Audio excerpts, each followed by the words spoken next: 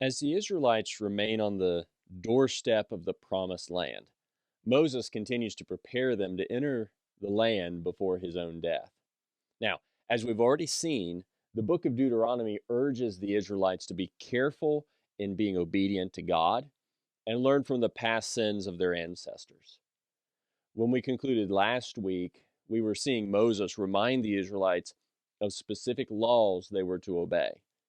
And now we pick up with Moses continuing this reminder and then see the covenant they enter with God and the conclusion of Moses' leadership over Israel. Let's begin by just generally seeing Moses encourage the people to listen to God. Again, very similar to what we looked at in the early part of the book of Deuteronomy. God had given his people many laws to keep if they wanted to be his holy people. Remember, that's what God has called them to be, that God is to be their God and they are to be his people. Now, we've seen this throughout Exodus, throughout Leviticus, Numbers, and Deuteronomy. God wants this people to be his special and holy people. However, the previous generation of Israelites had been rebellious against God. But now Moses wanted this generation to obey God's laws when they would come into the promised land.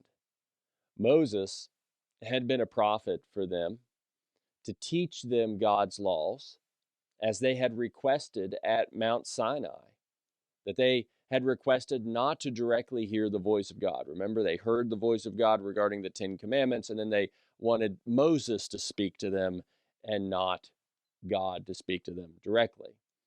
Therefore, God would raise up a prophet for them, like Moses, who would continue to reveal God's words to them. We read beginning in Deuteronomy 18, verses 15 through 19.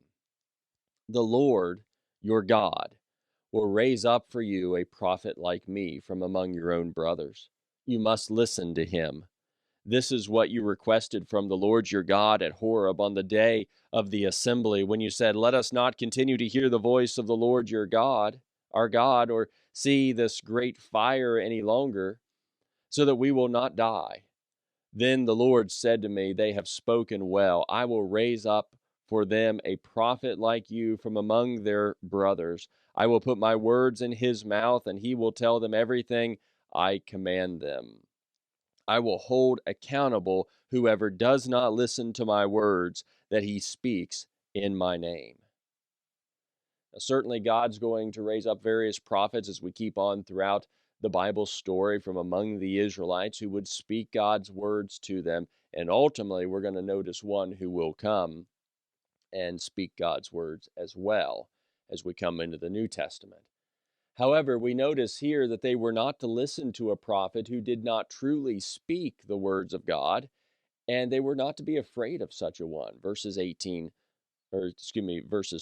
through 22 says, "But the prophet who presumes to speak a message in my name that I have not commanded him to speak, or who speaks in the name of other gods, that prophet must die." You may say to yourself, how can we recognize a message the Lord has not spoken? When a prophet speaks in the Lord's name and the message does not come true or is not fulfilled, that is a message the Lord has not spoken. The prophet has spoken it presumptuously. Do not be afraid of him. Well, this one you don't listen to. This one that speaks something and it's not true, it doesn't come to pass. Don't be afraid of that one. It's not from God. After giving many specific commandments to Israel, Moses then told them that God had commanded them to follow these statutes and ordinances. Let's go over to chapter 26. Look at verses 16 through 19. It says, "The Lord your God is commanding you this day to follow these statutes and ordinances. Follow them carefully with all your heart and all your soul. Today you have affirmed that the Lord is your God, and that you will walk in his ways, keep his statutes, commands, and ordinances, and obey him. And today the Lord has affirmed that you are his own possession as he promised you, that you are to keep all his commands, that he will elevate you to praise, fame, and glory above all the nations he has made, and that you will be a holy people to the Lord your God as he promised. This is what God has always wanted. He wants you to be his holy people, Moses is reminding this generation, and that requires that you obey him. In fact, whenever they crossed the Jordan River into the land God promised to give them, they were to write all the words of this law on large stones covered with plaster that were to that they were to set up as a memorial on Mount Ebal. If you look in chapter 27, you could read the first 8 verses, but let's just read the first 4 here. It says, Moses and the elders of Israel commanded the people, keep every command I'm giving you today. When you cross the Jordan into the land the Lord your God is giving you, set up large stones and cover them with plaster. Write all the words of this law on the stones after you cross to enter the land the Lord your God is giving you, a land flowing with milk and honey, as the Lord, the God of your ancestors, has promised you. When you have crossed the Jordan, you are to set up these stones on Mount Ebal. As I am commanding you today, you are to cover them with plaster. So this is what they're to do when they come across into the Jordan, across the Jordan into the land. Again, these are memorials, and you recognize you are to be God's people. You are to obey all the words of the law that God has given to you. Now, as they are instructed in these ways, we also recognize that there were blessings and consequences. Now, this is the same as we had looked at before. The Israelites had previously been instructed in the blessings they would experience if they obeyed God, if they would listen to God, as Moses has been encouraging them. When you come into the land, you obey God, you be careful, you're his holy people, right? All of these things we've been looking at, and God has told them very plainly there would be blessings that they would experience if they did that. But there would be consequences if they disobeyed God. And we looked at that in Leviticus 26. And God laid all this out for them before all of this. If you follow me, things will go well. You'll be blessed. If you don't, watch out. There's consequences. But the previous generation didn't properly heed the warning that we looked at then. And now Moses again warned the Israelites concerning what they could expect if they obeyed God when they came into the land versus if they did not obey him in Deuteronomy chapter 28. And I would encourage you to just go back and reread all of Deuteronomy chapter 28 and notice all of it very carefully. We won't take the time to read the entirety of the chapter in this study, but I want you to notice carefully that God promised to put them far above all the nations of the earth if they carefully and faithfully obeyed God. Deuteronomy 28 and verse 1.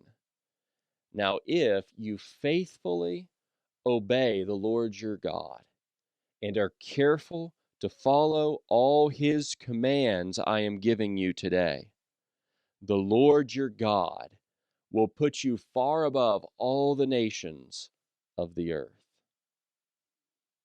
God cares about obedience. We've seen that. He wants their hearts to be so loyal to God that they will faithfully and carefully obey him. If they did, many blessings would come on them. Let's read beginning in verse 2. You could read from verse 2 through 14. We're just going to read verses 2 through 6 to get just a general idea of what God's telling them. He says, all these blessings will come and overtake you because you obey the Lord your God. You will be blessed in the city and blessed in the country. Your offspring will be blessed and your land's produce, and the offspring of your livestock, including the young of your herds and the newborn of your flocks.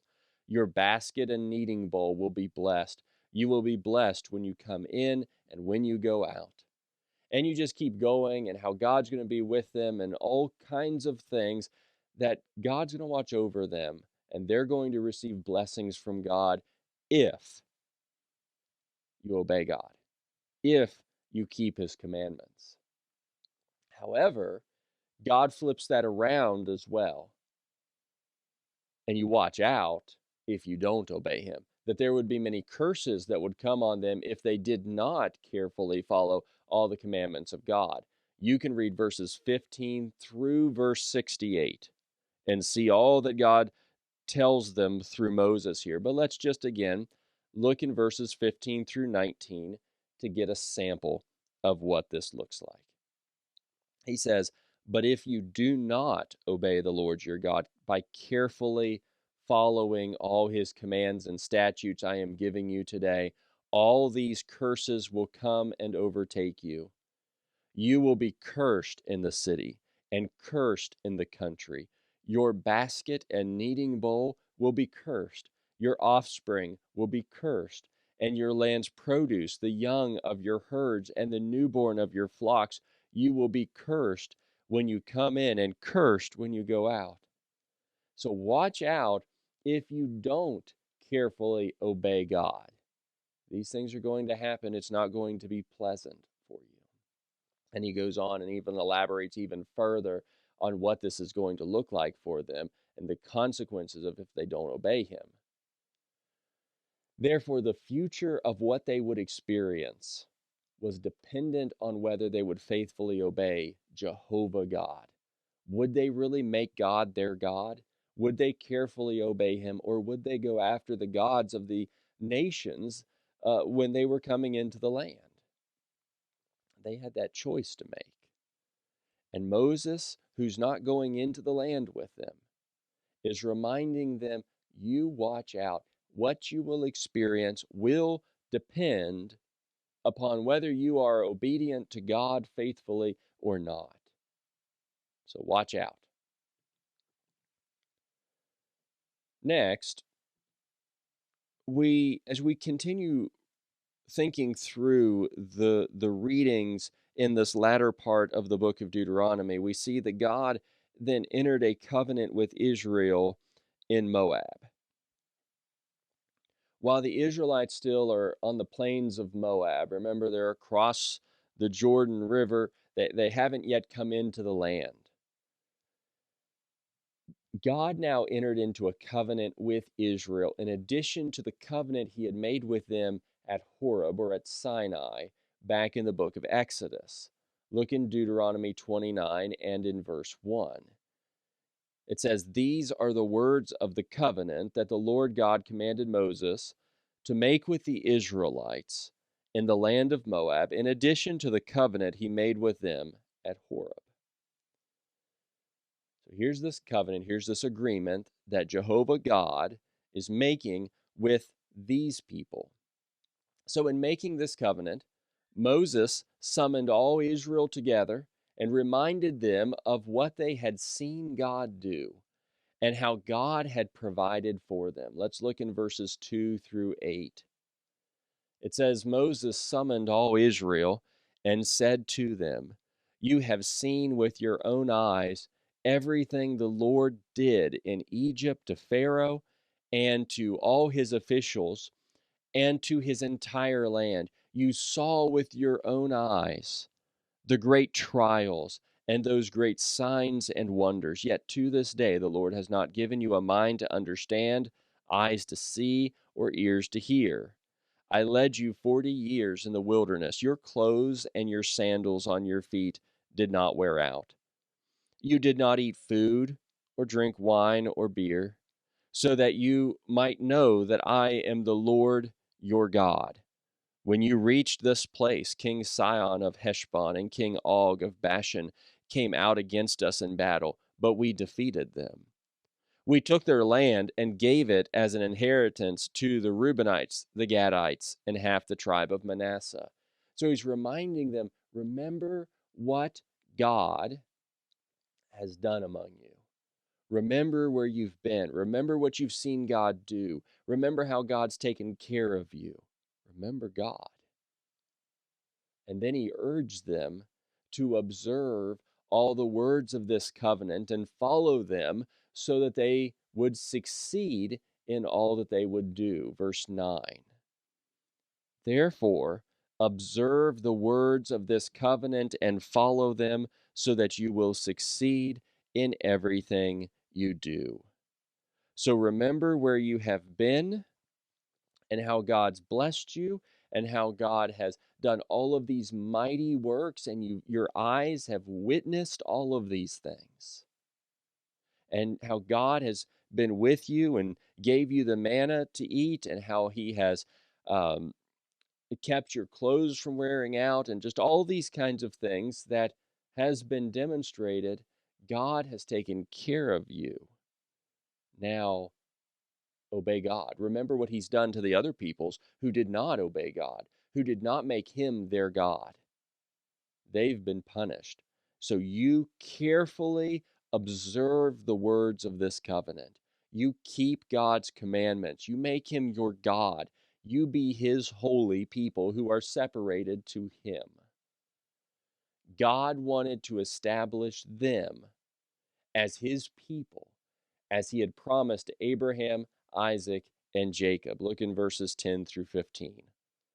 All of you are standing today before the Lord your God, your leaders, tribes, elders, officials, all the men of Israel, your dependents, your wives, and the resident aliens in your camps who cut your wood and draw your water, so that you may enter into the covenant of the Lord your God, which he is making with you today, so that you may enter into his oath, and so that he may establish you today as his people, and he may be your God as he promised you, and as he swore to your ancestors, Abraham, Isaac, and Jacob. I am making this covenant and this oath not only with you, but also with those who are standing here with us today in the presence of the Lord our God, and with those who are not here today.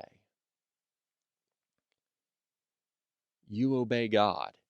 You be his people, as he promised to your ancestors that would happen.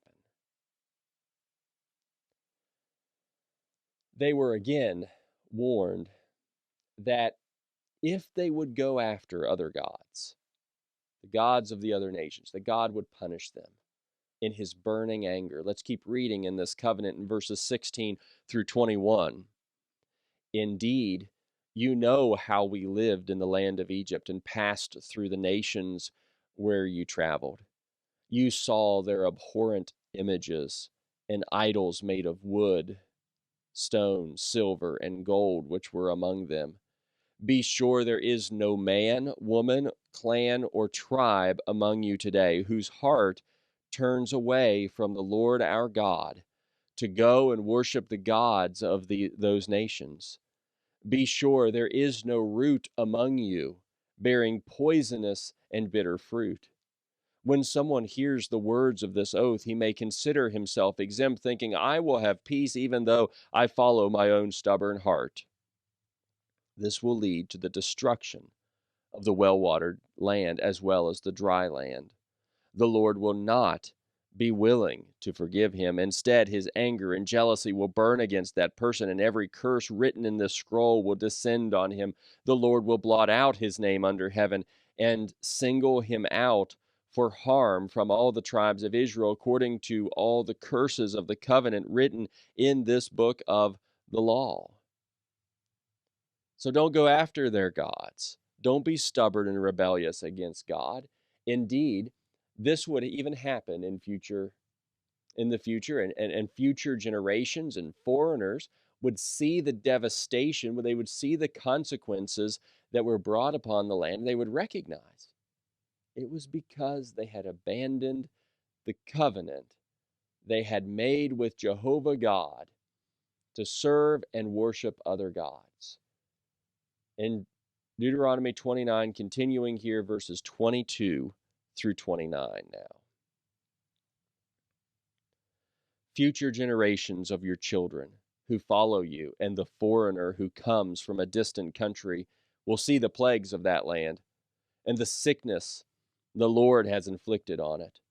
All its soil will be a burning waste of sulfur and salt, unsown, producing nothing, with no plant growing on it, just like the fall of Sodom and Gomorrah, Admah and Zeboim, which the Lord demolished in his fierce anger. All the nations will ask, why has the Lord done this to the land?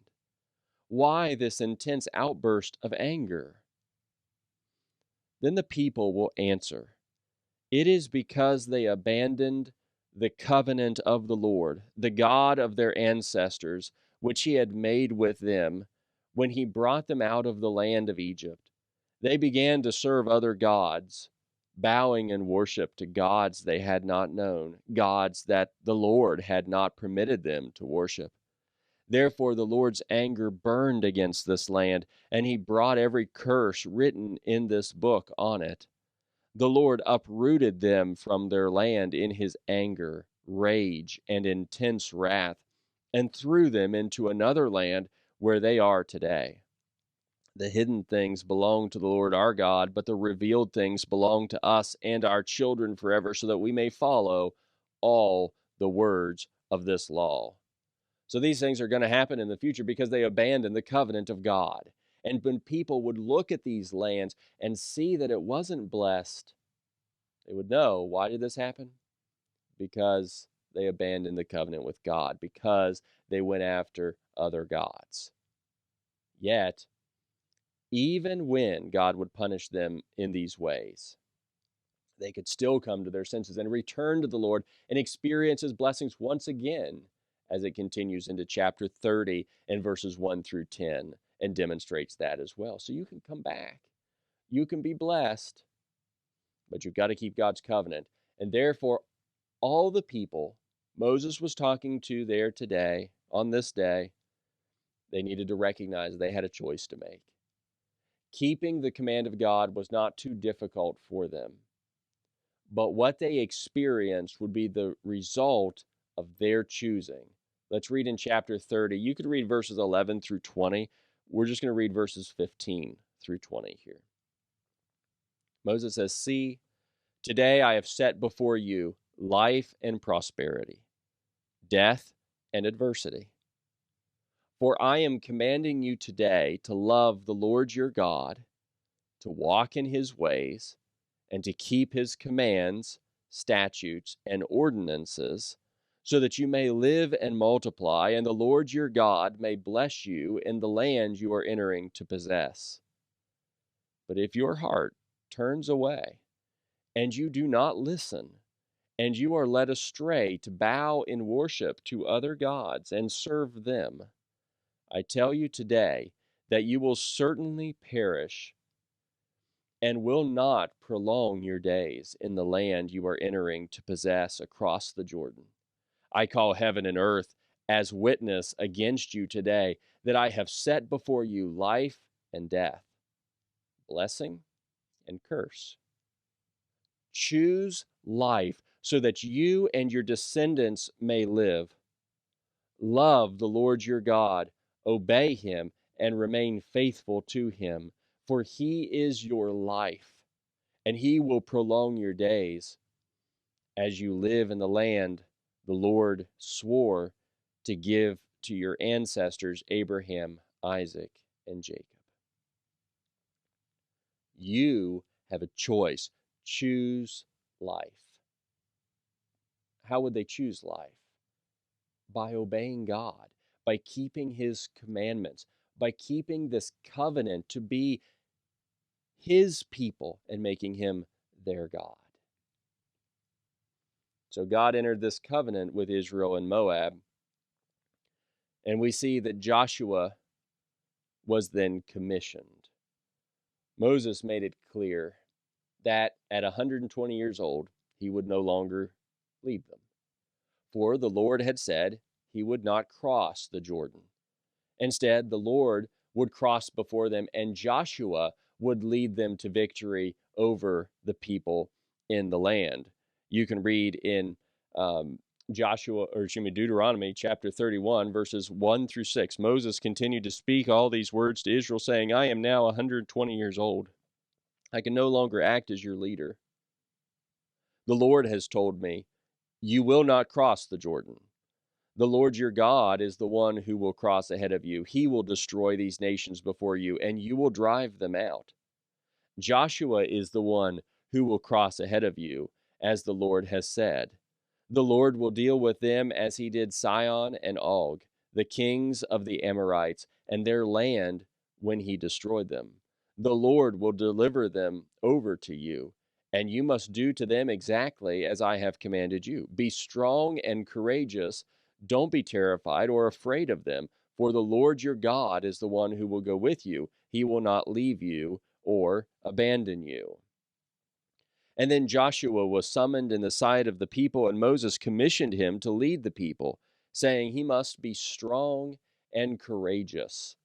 In verses 7 and 8, Moses then summoned Joshua and said to him in the sight of all Israel, be strong and courageous, for you will go with this people into the land the Lord swore to give to their ancestors. You will enable them to take possession of it. The Lord is the one who will go before you. He will be with you. He will not leave you or abandon you. Do not be afraid or discouraged. Down in verse 23, the Lord commissioned Joshua, son of Nun, be strong and courageous, for you will bring the Israelites into the land I swore to them, and I will be with you. And then, before we conclude, we should recognize that the story ends in Deuteronomy with the end of Moses' life.